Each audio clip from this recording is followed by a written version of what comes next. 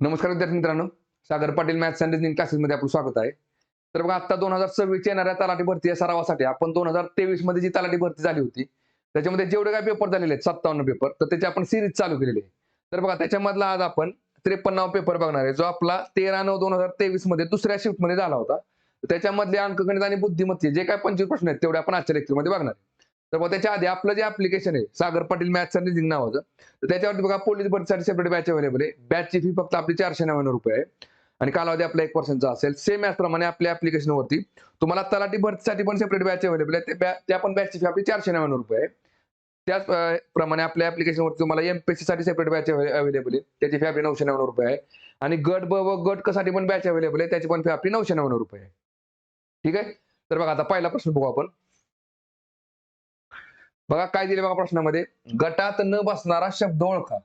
बघा, आसाम, मेघालय, लक्षद्वीप आणि पंजाब. तर बघा, आसाम, मेघालय आणि पंजाब हे राज्य आहेत आणि लक्षद्वीप हे काहीतरी केंद्रशासित प्रदेश आहे. त्याच्यामुळे आपलं उत्तर येते ऑप्शन नंबर 3. ठीक आहे. चला पुढचा क्वेश्चन बघू. बघा, पदावलीवरती क्वेश्चन आहे. काय दिले बघा याच्यामध्ये, दिलेल्या पदावलीस सरळ रूप द्या. बघा काय दिसतंय तुम्हाला, इकडे 4 दिसते आणि ब्रॅकेटच्या आतमध्ये. बरं, आता इथं लक्षात घ्या, इथल्या इथं एक ब्रॅकेट टाकून घ्या. इथे एक ब्रॅकेट बसेल आणि इथे एक ब्रॅकेट बसेल. ठीक आहे बघा.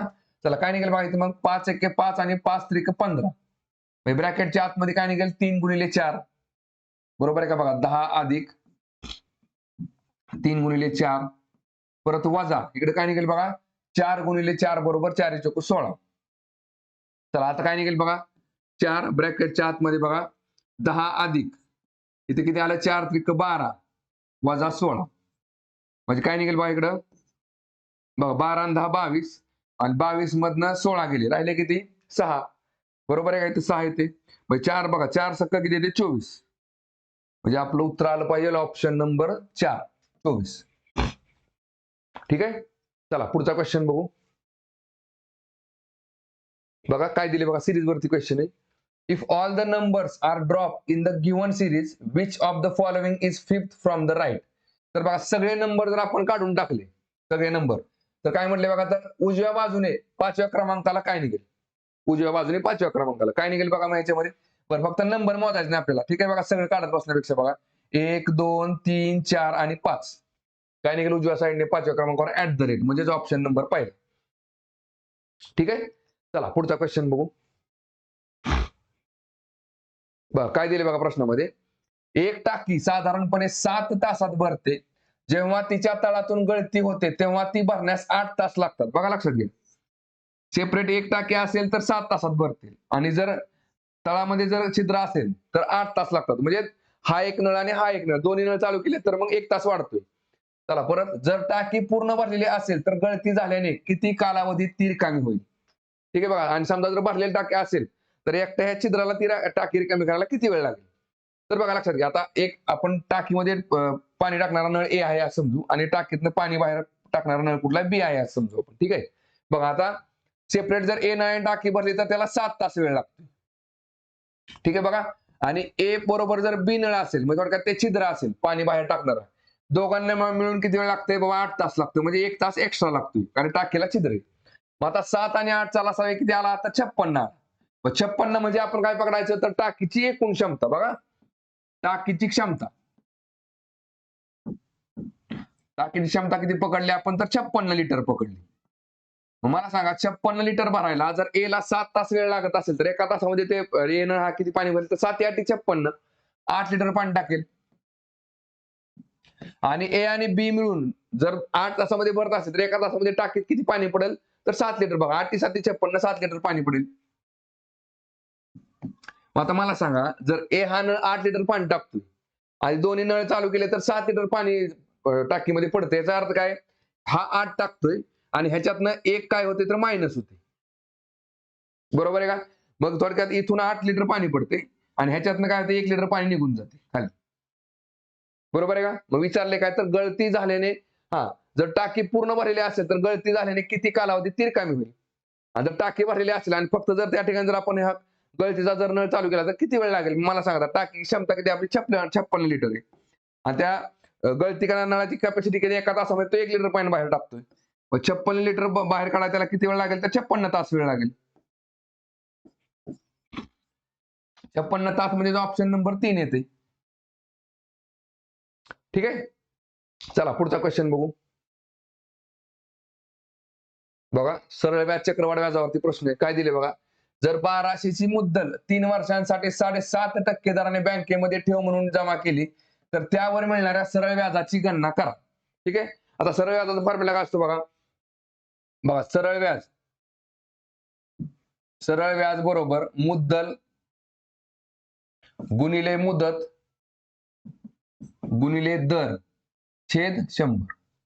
बघा आता सरळ व्याज आपल्याला काढायचे. सरळ व्याज पकडला आपण x. मुद्दल किती त्यांनी आपल्याला दिली 1200.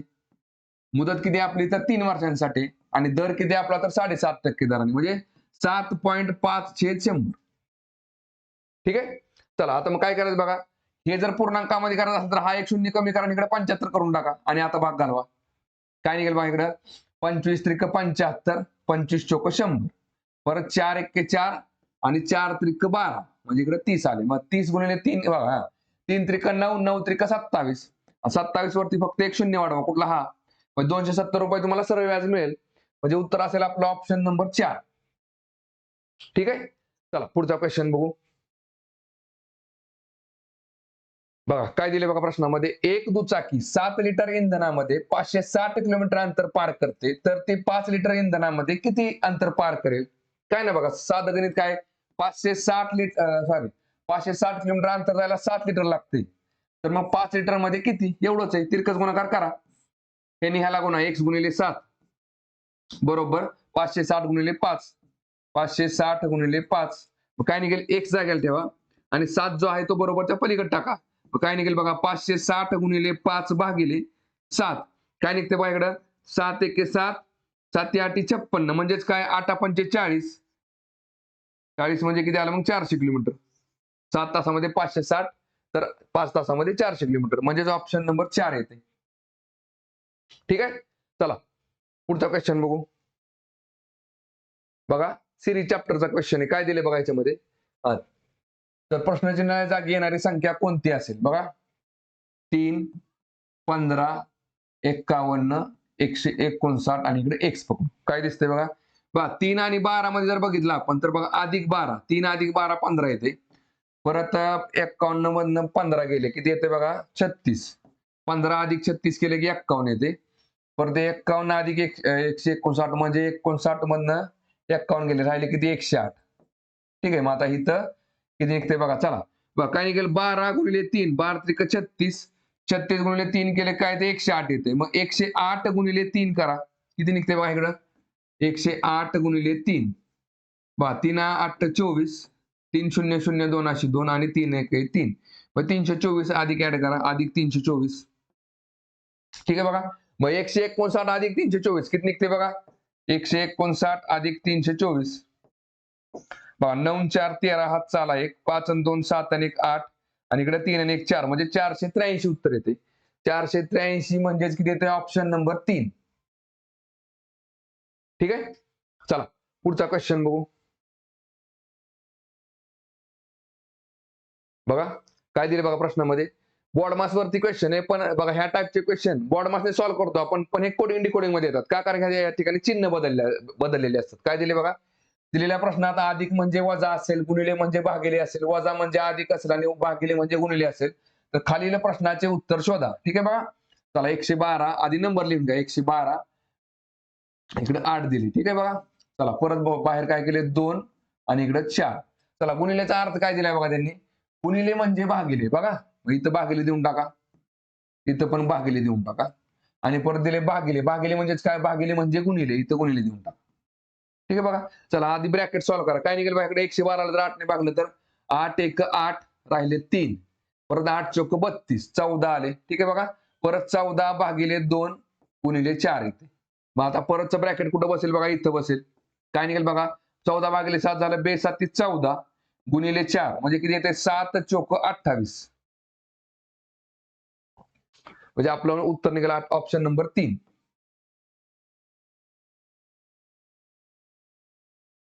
ठीक आहे. चला पुढचा क्वेश्चन बघू. बघा परत सिरीजवरचा क्वेश्चन आहे. काय दिले बघा प्रश्नचिन्हाच्या जागी येणारी अक्षर जोडी कोणती असेल बघा. इथे काय दिसते तुम्हाला A बरं आता इथले इथं बघू आपण बघा ए बी सी डी आणि ई निघेल पुढं. ठीक आहे बघा परत बरं एल एच आय आय जे के एल आणि एम इथं एम निघेल म्हणजे ई आणि एम. ई आणि एम म्हणजेच ऑप्शन नंबर पहिला. ठीक आहे. चला पुढचा क्वेश्चन बघू. बघा रेल्वे चॅप्टरवरचा क्वेश्चन आहे. काय दिले बघा याच्यामध्ये एक रेल्वे गाडी एका खांबास 25 सेकंदात पार करते. जर रेल्वे गाडीची लांबी 750 मीटर असेल तर रेल्वे गाडीचा वेग शोधा. आता लक्षात घ्या रेल्वे गाडी बघा ज्यावेळेस एखाद्या माणसाला एखाद्या खांबाला किंवा एखाद्या झाडाला पार करते त्यावेळेस ती स्वतःच्या लांबी इतका अंतर पार करत असते लक्षात ठेवायचं. ठीक आहे बघा. बरं आता याच्यासाठी बघा तुम्हाला जो फॉर्म्युला दिलेला असतो 5/18 किंवा 18/5 त्या फॉर्म्युल्याने क्वेश्चन सॉल्व्ह करायचा नाही. साधा सिंपल फॉर्म्युला बघा याच्यामध्ये बघा लांबी बघा लांबी गुणिले 3600 बरोबर वेग गुणिले वेळ एवढंच करायचं. ह्याच्यामध्ये अख्खा तुमचा ट्रेन चॅप्टर सॉल्व्ह होऊन जातो. ठीक आहे बघा. आता लक्षात घ्या बरं आता सगळं काय करायचं बघा मीटर मध्ये घ्यायचं. लांबी आपली मीटर मध्ये घ्यायची त्यामुळे वेळ कसा निघणार आहे बघा आपला सेकंदामध्ये. ठीक आहे बघा.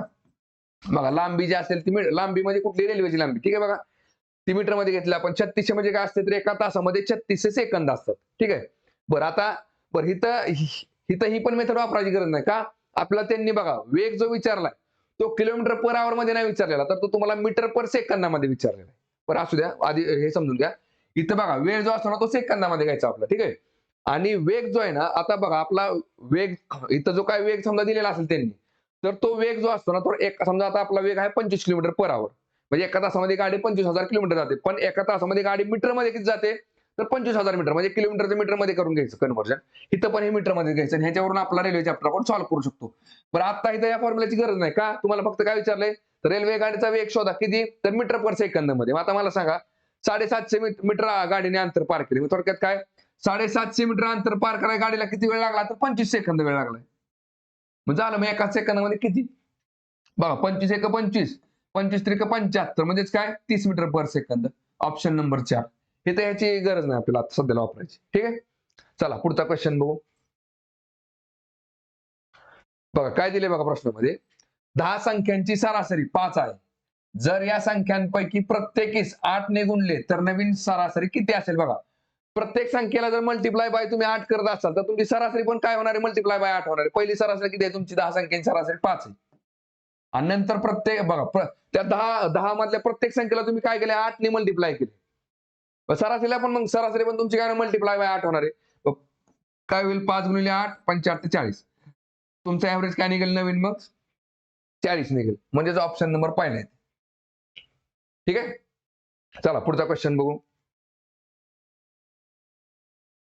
बघा काय दिले बघा अॅनोलॉजीवरचा प्रश्न आहे बघा चर्मरोग चिकित्सा म्हणजेच काय त्वचेचा अभ्यास आणि हृदय चिकित्सा म्हणजे बघा हृदय चिकित्सा म्हणजे काय हृदयाचा अभ्यास साधा सिंपल याच्यामध्ये काय जास्त डोकं लावायची गरज नाही. हृदयाचा अभ्यास म्हणजेच ऑप्शन नंबर 3. ठीक आहे. चला पुढचा क्वेश्चन बघू. बघा टाइम अँड वर्क वरचा क्वेश्चन आहे. काय दिले बघा जे काम आकाश 20 दिवसात पूर्ण करू शकतो बघा तेच काम विकास 15 दिवसात पूर्ण करू शकतो. त्या दोघांनी मिळून एकत्र मिळून 5 दिवस काम केले आणि मग आकाश ते काम सोडून गेला. विकासला उर्वरित काम पूर्ण करण्यासाठी किती कालावधी लागेल. ठीक आहे बघा. आता आपण दोघांची नाव लिहू आकाश लिहा. आकाश आणि विकास. आकाश आणि विकास. बघा जर सेपरेट आकाशने काम केलं तर तो काम 20 दिवसामध्ये संपवतोय आणि विकासने केलं तर 15 दिवस लागतात. ठीक आहे बघा. आता पहिल्यांदा आपण काय करू ह्या 20 आणि 15चा लसावी काढून घ्या. 20 आणि 15चा लसावी किती असतो 15 चोक 60 20 त्रिक 60 बरोबर आहे का तोंडी निघतो. आता 60 म्हणजे काय करायचं बघा आपण तर एकूण काम किती पकडलं आपण तर 60 रुपयाचं काम पकडलं. ठीक आहे बघा. आता बघा लसावी आपण का काढतो कारण की पेमेंट जे आहे ना आपल्याला तर ते पेमेंट आपल्याला पूर्णांकामध्ये देता येतं. तुम्ही 60च पकडा अशातला काही विषय नाही. मग तुम्ही फक्त एवढं की त्या 60च्या पटीमध्ये कुठली संख्या तुम्ही घेऊ शकता. ठीक आहे बघा. बरं तर मला सांगा 60 रुपयाचं काम जर आकाश 20 दिवसामध्ये करत असेल तर त्याला एका दिवसामध्ये किती पेमेंट मिळेल बघा तर 20 त्रिक 60 3 रुपये पेमेंट मिळेल. आणि विकासला किती मिळेल तर 15 चोक 60 4 रुपये पेमेंट मिळेल. ठीक आहे बघा. आता काय केले बघा दोघांनी एकत्र मिळून 5 दिवस काम केले. मग आता मला सांगा 5 दिवसात त्या दोघांनी मिळून किती काम केलं असेल बघा दोघं मिळून एका दिवसामध्ये 3 आणि 4 7 रुपयाचं काम करतात. म्हणजे 5 गुणिले जर 7 केला आपण तर 5 7 35 रुपयाचं काम तुमचं संपलं. ठीक आहे बघा. आता काय म्हटलंय बघा तर मग आकाश ते काम सोडून गेला. विकासला उर्वरित काम पूर्ण करण्यासाठी किती कालावधी लागेल? 7 दिवसानंतर बघा पहिल्या 5 दिवसानंतर ना आकाश काय ते काम सोडून गेला. आता उरलेलं जे काही काम असेल तर विकासच करणार आहे. ₹60 मधलं ₹35 काम संपलं. राहिलं काम किती रुपयाचं? तर ₹25 काम. मग ₹25 काम कोण करणार आहे? तर विकास करणार आहे. कारण आकाशने काम सोडून दिलेलं आहे. मग ₹25 काम करायला किती दिवस लागतील बघा? तर 25 भागिले विकासला किती पेमेंट आहे? तर ₹4. मग ₹4 जर त्याने ₹25 काम करत असेल तर किती दिवस लागेल बघा? 4 एके 4, 4 सक्क 24, 1 25, परत बघा 4 दुनी 8 आणि 2 10, 4 25 म्हणजे 6.25 दिवस लागतील. 6.25 दिवस. ऑप्शन नंबर पहिला. ठीक आहे? चला पुढचा क्वेश्चन बघू आता. पहा, काय दिले बघा प्रश्नामध्ये. एक घड्याळाची ₹387 विक्री केल्यावर अमनला 10% तोटा होतो. घड्याळाची मूळ किंमत शोधा. थोडक्यात काय बघा आता, तोटा बघा, कधी पण नफा आणि तोटा आपण कशावरती काढतो? खरेदी किमतीवर काढतो. बरोबर आहे का? बघा आता मी तुम्हाला डायरेक्ट म्हणू शकतो बघा 387 म्हणजेच काय? तर बघा 90% रक्कम आहे. तर मग 100% म्हणजे किती? पण आपण स्टेप बाय स्टेप जाऊ. बघा आता लक्षात घ्या. बघा खरेदी किंमत. कधी पण तोटा जो असतो ना, तर नफा किंवा तोटा खरेदी किमतीवर काढतो आपण. मग खरेदी किंमत वजा तोटा. बरोबर काय असते? तुमची विक्री किंमत असते. ठीक आहे बघा. आता बघा टक्केवारीमध्ये जर बघितलं आपण कधी पण खरेदी किंमत आपण 100% पकडतो. तोटा किती झाला? आपल्याला 10% तोटा झालेला आहे. मग आपली विक्री किंमत किती असेल? 100 मधनं 10 गेले 90%. ठीक आहे. मग आपल्याला विचारलं काय बघा, जर विक्री केल्यावर आम्हाला 10% तोटा होत असेल, तर याचा अर्थ ₹387 काय बघा आपली विक्री किंमत आहे. म्हणजे थोडक्यात काय 90% म्हणजे किती आहे? तर ₹387. तर मग विचारलं काय त्यांनी, तर घड्याळाची मूळ किंमत, मग थोडक्यात काय खरेदी किंमत किती? 100% म्हणजे किती? म्हणजे तिरकस गुणाकार करायचा. हे ह्याला मल्टिप्लाय करायचं आणि हे ह्याला मल्टिप्लाय करायचं. म्हणजे काय निघतं बघा इथं, x गुणिले 90 बघा, x गुणिले 90 बरोबर 100 गुणिले 387 बघा, 100 गुणिले 387. आता काय निघेल बघा, x जाग्याला ठेवा आणि 90 जो आहे तो बरोबरच्या पलीकडे टाका. म्हणजे काय निघेल? 100 गुणिले 397 भागिले हे 90. बघा दिसते का तुम्हाला? 387 गुणिले 100, 307 सॉरी इकडे 387 आहे. 387. 387 गुणिले 100 भागिले 90 भागिले 90. आहे का? चला आता सॉल्व्ह करा. बघा x इज इक्वल टू, बघा आता इथे किती दिसते तुम्हाला? 7 आणि 3 10, 10 आणि 8 18. बघा ह्या 387 च्या अंकांची बेरीज किती आहे? 7 आणि 3 10 आणि 8 18. 18 म्हणजेच काय? 9 ने भाग जातोय. बरोबर आहे का? चला मग हा शून्याला हा शून्य कॅन्सल करून टाका. 9 1 9, 9 चोक 36 आणि 2 38, परत 9 त्रिक 27 म्हणजेच किती आलं बघा? 43 गुणिले 10 म्हणजे ₹430.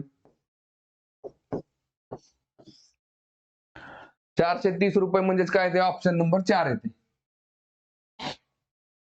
ठीक आहे. चला पुढचा क्वेश्चन बघू. तर बघा काय दिले बघा प्रश्नामध्ये बघा, 29.92 गुणिले 4.2 अधिक 22.28 गुणिले 5.4 चे मूल्य काय आहे? ठीक आहे बघा. चला आता गुणाकार करून घ्या. 29.92 बघा, 29.92 गुणिले काय? 42. ते दशांश अपूर्णांक आपण नंतर देऊ बघा.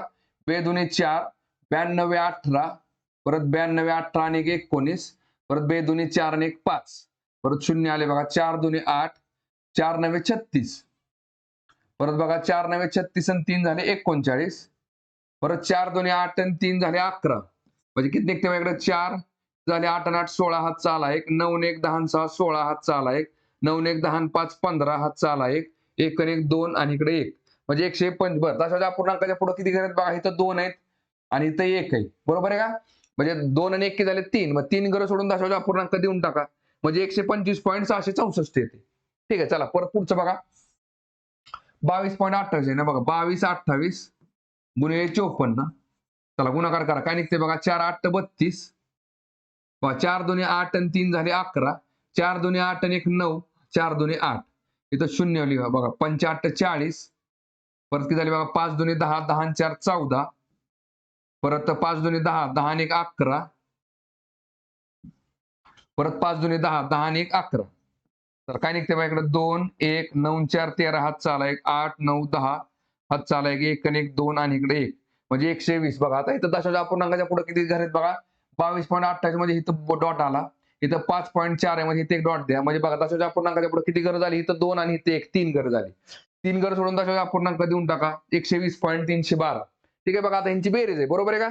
डायरेक्ट 120 ऍड करा बघा. अधिक 120 0.312 काय निघते बघा 4 आणि 2 6 परत 6 आणि 1 7 इकडे झाले 6 आणि 3 9 परत 5 इथं 2 आणि 2 4 इथे 1 आणि 1 2 म्हणजे 245.976 कुठं दिसते का ह्याच्यामध्ये बघा 245.97 म्हणजे दशांश अपूर्णांकाच्या पुढची 2 घरं पकडले तर ऑप्शन नंबर पाहिला येते आपला.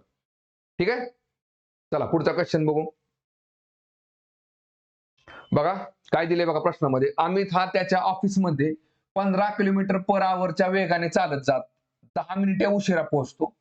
पुढील वेळी तो त्याचा वेग 5 किलोमीटर पर आवरने वाढवतो पण तरीही तो 5 मिनिटे उशिरा पोहोचत असल्याचे त्याला आढळले. त्याच्या घरापासून त्याचे ऑफिस किती अंतरावर आहे. आता समजू बघा की बघा त्याला करेक्ट पोहोचायचं तो 12 वाजता. ठीक आहे बघा 12 PM ला त्याला पोहोचायचे दुपारी असं समजू आपण. पण काय होतंय तो जर 15च्या स्पीडने गेला तर त्याला 10 मिनिटं उशीर होतोय. मग तो कधी पोहोचतोय तर 12 वाजून 10 मिनिटाला पोहोचतोय. किती वेळाला 12 वाजून 10 मिनिटाला. आणि त्याने जर आता 5 किलोमीटर स्पीड वाढवलं म्हणजे 20च्या स्पीडने गेला तर त्याला तरी पण 5 मिनिटं उशीर होतोय. बरोबर आहे का. मग तो पोहोचतोय कधी बघा तर 12 वाजून 5 मिनिटाला. मग तरी पण बघा 5 मिनिटं उशिरा पोहोचतोय. आता मला सांगा जर तो 15च्या स्पीडने गेला तर 10 मिनिटं उशिरा पोहोचतोय. 20च्या स्पीडने गेला तर 5 मिनिटं उशिरा पोहोचतोय. तर मी ह्या दोन्ही वेळेमधला फरक किती आहे तर 5 मिनिटाचा फरक आहे. बरोबर आहे का. मग त्याने 5 मिनिटं वेळ कमी केला त्याचा. मग इथे साधं सिंपल करायचं बघा 15 आणि 20 आहे ना बघा 15 आणि 20 ला इकडे 15 आणि 20 चा लसावी किती असतो बघा तर 60 किलोमीटर असतो. 60 असतो. बरोबर आहे का. मग इथं लसावी म्हणजे काय पकडायचं आपण 60 किलोमीटर अंतर आहे तात्पुरतं समजा आपण. ठीक आहे बघा. आता मला सांगा जर 60 किलोमीटर अंतर असेल आणि माझा वेग जर बाबा 15 किलोमीटर असेल तर मला 60 किलोमीटर पूर्ण करायला किती वेळ लागेल 15 चोक 60 म्हणजे 4 तास वेळ लागेल. आणि तेच 20च्या स्पीडने गेलो तर 3 तास वेळ लागेल. मग 60 किलोमीटर अंतर पूर्ण करायला. बरोबर आहे का. मग ह्या दोन्ही वेळेमध्ये किती फरक पडलाय बघा तर 1 तासाचा फरक पडलाय.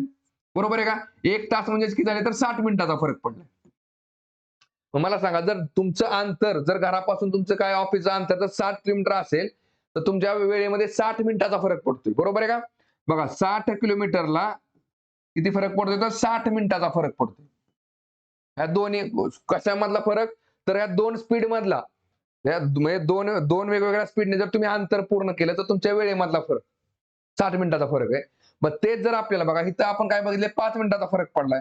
तर मग 5 मिनिटाचा जर फरक पाडायचा असेल तर मग ते अंतर किती असेल तर बाबा बघा 60 ला 60 तर 5 ला 5 मग 5 किलोमीटर अंतर असेल.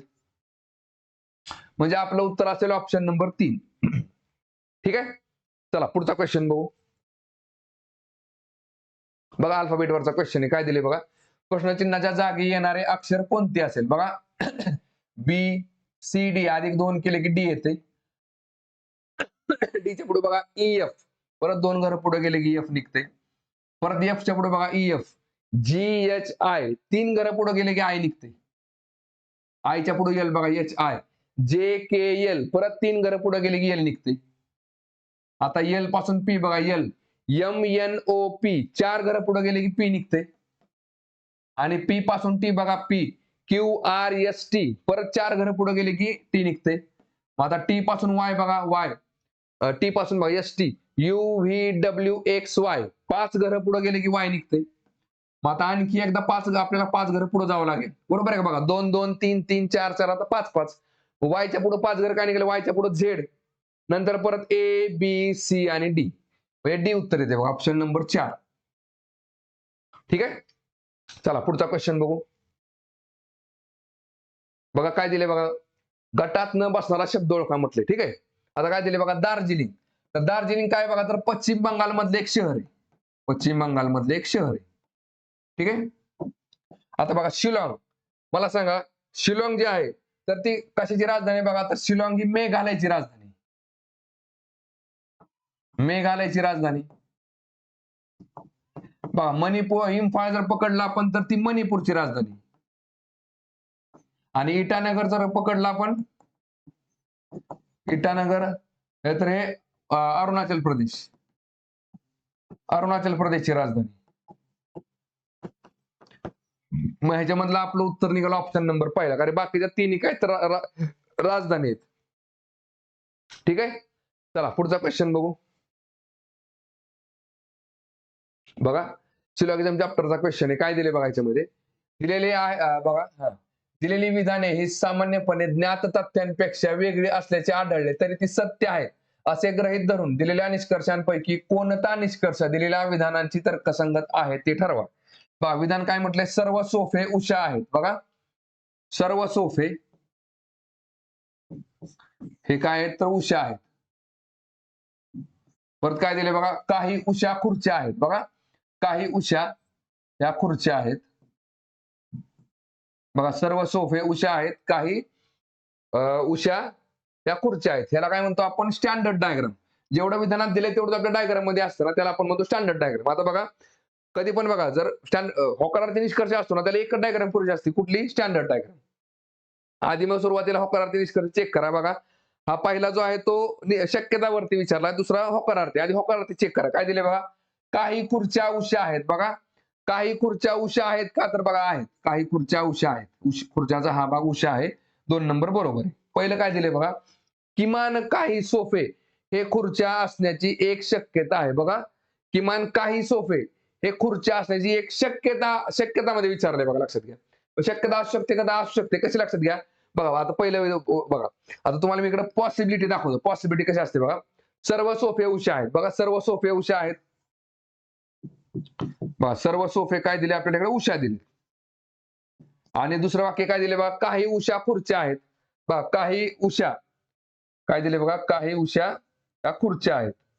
बघा मला सांगा, विधानात जेवढं दिले तेवढं माझ्या डायग्राम मध्ये आहे का, तर आहे. बरोबर आहे का. बघा बघा काही उषा खुर्च्या आहेत का, बघा बरोबर आहे. काही उषा या खुर्च्या आहेत का, आहेत. मी दाखवलं विधानात जेवढं दिले तेवढं मी दाखवलेले. डायग्राम मी कशी काढेल, फक्त माझ्या विधानात जेवढं दिलं तेवढी मी पूर्तता केली पाहिजे. मग आता मला सांगा, ह्याच्यामध्ये हे जर वाक्य बघा, आणि पॉसिबिलिटीचा अर्थ कसा असतो बघा, शक्यताचा. तुम्ही तिथं 10 डायग्राम काढा, त्याच्यामधले एखाद्या डायग्राम मध्ये ते बरोबर बसत असेल ना, तर ते शक्यतामध्ये ती पॉसिबिलिटी बरोबर असते. हा जर निष्कर्ष विचारला तर बघा, तुम्ही समजा 10 डायग्राम काढले आणि निष्कर्ष हा 9 मध्ये बरोबर निघतो, पण एका डायग्राम मध्ये चुकतो, तर बघा मग तर ते काय असं चुकीचं असतं. निष्कर्ष हा प्रत्येक डायग्राम मध्ये बरोबर आला पाहिजे, आणि पॉसिबिलिटी फक्त एका डायग्राम मध्ये बरोबर आली पाहिजे. मग मला सांगा, आता हे बरोबर दिसतंय का तुम्हाला. बघा पहिलं वाक्य वाचा, निष्कर्ष वाचा. किमान काही सोफे खुर्च्या असण्याची एक शक्यता आहे. बघा काही सोफे खुर्च्या असण्याची शक्यता आहे का, तर बाबा शक्यतामध्ये आहे. त्यामुळे पहिलं पण बरोबर निघते. याचा अर्थ दोन्ही पण बरोबर येतील. बघा काय 1 आणि 2 दोन्ही तर्कसंगत आहेत, म्हणजे ऑप्शन नंबर 3.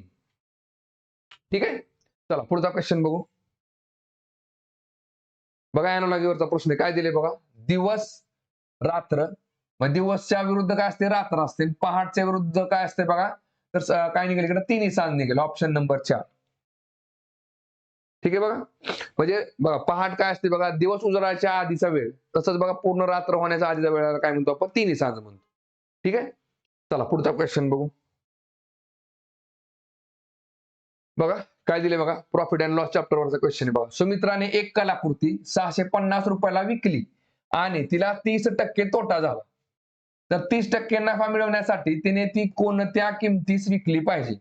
बघा आता लक्षात घ्या, 650 ही जी तुमची किंमत आहे बघा, 650 रुपये ही जी किंमत आहे, तर 30% तोटा म्हणजेच काय, 100% खरेदी किंमत वजा 30% तोटा म्हणजे 70% किंमत आहे. 70% किंमत.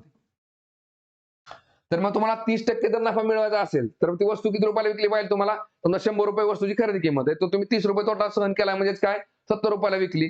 आणि 30% नफा कमवायचा असेल, तर तुम्हाला ती वस्तू 100 अधिक 30 ती 130 रुपयाला विकली पाहिजे. बरोबर आहे का. 70% म्हणजे 650, तर 130% म्हणजे किती हे चेक करायचं बघा. तर 30% नफा कमवायचा असेल तर ती विक्री किंमत किती. काय नाही, तिरकस गुणाकार करा, हे याने मल्टिप्लाय करा, हे याला मल्टिप्लाय करा. बघा x गुणिले 70. बघा लक्षात घ्या, तुम्हाला मी डायरेक्ट इथे म्हणू शकतो असतो बघा, 650 हे जर बाबा 70% असेल, तर 130% म्हणजे किती. पण डिवाइडला 30 घ्यायचं का 130 घ्यायचं, हे कन्फ्युजन होऊ नये म्हणून तुम्हाला आपलं समजून सांगतोय. तेव्हा काय दिसतंय तुम्हाला, x गुणिले 70.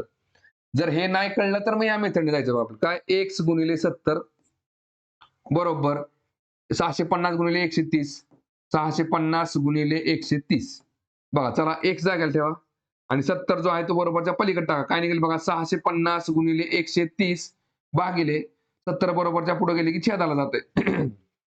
काय निघते बघा याच्यामध्ये. मग चला ह्या शून्याला हा शून्य गेला. बरं आता इथं बघा लक्षात घ्या, 7 ने 65 ला भाग जात नाही, 7 ने 13 ला भाग जात नाही. मग काय करा, आधी यांचा गुणाकार करून घ्या आणि मग 7 ने भाग घालावा, म्हणजे आपलं भागाकार एकदा दिला की मग आपलं उत्तर निघून जाते. बघा 65 गुणिले 13 करा, काय निघते बघा, 13 5 65.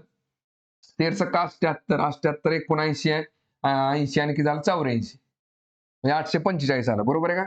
एक्स बरोबर किती आलं इकडं 845 आणि त्याच्यावरती हा 0 भागिले किती आले बघा 7. मग काय निघते बघा ते ह्याच्यामध्ये बघा 7 एके 7, 7 एके 7 आणि 1 8, परत 7 दुनी 14, परत बघा 7 7 49 आणि 1 50, परत 7 एके 7 3 राहिले, 7 चोका 28, 2 राहिले, 7 दुनी 14, म्हणजे याप्रमाणे निघते. आपल्याला फक्त काय दशांश अपूर्णांकाच्या पुढे दोनच घरं बघायचे बघा. 1207.14 कुठे दिसतंय का बघा? 1207.14 म्हणजेच ऑप्शन नंबर 4 आहे. ठीक आहे, चला पुढचा क्वेश्चन बघू. बघा, सरळ व्याज चक्रवाढ व्याज चॅप्टर वरती क्वेश्चन आहे. काय दिले बघा, 6200च्या रकमेवर चक्रवाढ व्याजाच्या दर साल 10% दराने वार्षिक गणनेनुसार 2 वर्षात मिळणारे चक्रवाढ व्याज कंपाऊंड इंटरेस्ट शोधा. ठीक आहे बघा, म्हणजे 6200 वरती 10% दराने 2 वर्षात मिळणारे चक्रवाढ व्याज किती ते बघायचे आपल्याला. ठीक आहे बघा, आता बघा लक्षात घ्या, चक्रवाढ व्याजाचा फॉर्म्युला काय असतो लक्षात घ्या. आता ते 6200 लिहिलं आपण गुणिले, बरोबर आहे का? बघा आता 6200 लिहिलं, बरोबर आहे का? बघा आता 10% व्याज दर, याचा अर्थ काय, 100 प्लस 10 किती असते 110 असतं. बघा 110/100 गुणिले 110/100 करा, कारण की 2 वर्षांसाठी आपण करतोय. ठीक आहे बघा, आता बघा इथं जी काय अमाऊंट निघते तुम्हाला काय दिसते बघा, 100 पेक्षा 11 जास्त दिसते, बरोबर आहे का? तर ह्याच्यामध्ये मुद्दल प्लस व्याज निघते तुमचं, मुद्दल प्लस व्याज. ह्याच्यामधून बघा थोडक्यात काय करायचं, वजा काय करायची, मुद्दल करा. कारण की हा रासचा फॉर्म्युला असतो, रास चक्रवाढ व्याजाची रास, रास वजा मुद्दल केले बरोबर काय निघते बघा, व्याज निघते. ह्याच्यातनं फक्त काय करा, 6200 वजा करा. ठीक आहे बघा, इथं बघा लक्षात घ्या, इथं पी प्लस 1 बघा, पी इंटू ब्रॅकेटच्या आतमध्ये काय 1 प्लस आर डिवाइडेड बाय 100 ब्रॅकेटची पॉवर एन हे असलं, ह्याच्यामध्ये वेळ वाया घालवत बसू नका. ठीक आहे बघा, पी म्हणजेच काय, मुद्दल. बघा मुद्दल हे 1 प्लस आर डिवाइडेड बाय 100 म्हणजे काय असतं बघा, समजा आता 10% व्याज दर आहे ना आपल्याकडे, मग थोडक्यात काय निघालं इकडं बघा 6200 ब्रॅकेटच्या आतमध्ये काय आलं 1 प्लस रेट ऑफ इंटरेस्ट किती आपला 10%, 10/100 आणि एन म्हणजेच काय, नंबर ऑफ इयर 2 वर्ष, म्हणजे काय निघेल बघा 6200 गुणिले बघा 100 गुणिले 1 100 अधिक 10 म्हणजे 110, 110/100 असं किती बघा 2 वेळा करायचं 110/100. पण हा फॉर्म्युला कशाचा असतो, चक्रवाढ व्याजाची रास. त्याच्यामधनं फक्त तुम्हाला काय करावं लागते, मुद्दल वजा करावं लागते. आपण तेच केले इथे. ठीक आहे बघा, त्यामुळे डायरेक्ट हे अशी मांडण्याची प्रॅक्टिस करा. चला काय निघेल बघा ह्याच्यामध्ये आता, चला ह्या शून्याला हा शून्य गेला, परत ह्या शून्याला हा शून्य गेला, परत ह्या 2 शून्याला हे 2 शून्य गेले. बघा 11 गुणिले 11 झाले 121, 121 गुणिले किती आलं 62 आले. मग इकडे 62 करा, काय निघते बघा, बे 1 बे, बे दुनी 4 आणि बे 1 बे, परत इथं शून्य आला बघा 6 1 6, इथं आलं 6 दुनी 12, परत 6 1 6 आणि 1 झाले 7, काय निघते बघा इकडे 2, 6 आणि 4 10, हातचा आला 1, 2 आणि 2 4 आणि 1 5 आणि इकडे झाले 7, म्हणजे काय निघते बघा 7502 ही झाली मुद्दल प्लस व्याज. आता 7502 मधून 6200 वजा करा, काय निघते बघा इकडे, मग 7502 मधनं आपण 6200 जर वजा केले तर 2 0 5 2 गेले 3 7 6 गेले 1, म्हणजे 1302 रुपये तुम्हाला चक्रवाढ व्याज मिळेल. ऑप्शन नंबर 3 निघते. ठीक आहे, किंवा बघा आता ह्याच्यामध्ये तुम्ही डायरेक्ट बघा लक्षात घ्या, 6200 जा तुम्ही जर 21% बघा लक्षात घ्या, त्याच्यामध्ये कसं असतं, जर तुम्हाला 2 वर्षांचं जर विचारलेलं असेल 2 वर्षाचं, तर आपण काय करू शकतो बघा लक्षात घ्या. बघा आता 2 वर्षाचे पहिल्या वर्षी तुम्हाला चक्रवाढ व्याज 10% भरावं लागेल, दुसऱ्या वर्षी पण 10% भरावं लागेल जर सरळ व्याज असेल तर, बरोबर आहे का? सरळ व्याजानुसार चक्रवाढ व्याजाचा अर्थ काय असतो, पहिल्या वर्षीचं जे व्याज असतं ते न भरल्यामुळे त्याच्यावरती पण तुम्हाला 10% व्याज लागलं जातं. मग आता मला सांगा, सरळ व्याज जर असेल तर पहिल्या वर्षी 10%, दुसऱ्या वर्षी 10%.